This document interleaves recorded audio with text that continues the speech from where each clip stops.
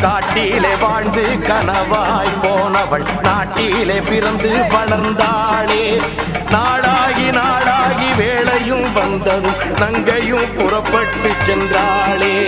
வீட்டுக்குள் விரதம் கொண்டு கிடந்தவள் பீறு கொண்டெழுந்து நின்றாளே. வீணப்பயல்களின் ஆணவம் போக்கி வெற்றி கொடி கட்டச் சென்றாளே. அக்கிரமம் செஞ்ச அந்த பயல்களை நிக்கிரகம் பண்ண வந்தாளே. ஆதிபராசக்தி போல் இங்கே வந்திவ நீதிய காத்து ஜெயிப்பாளோ.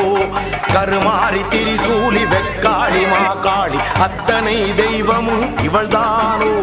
ஆத்திரம் கொண்டந்த பேய்களை கொன்றொரு சூத்திரம் சொல்ல வந்தாளோ. புது சூத்திரம் சொல்ல வந்தாளோ.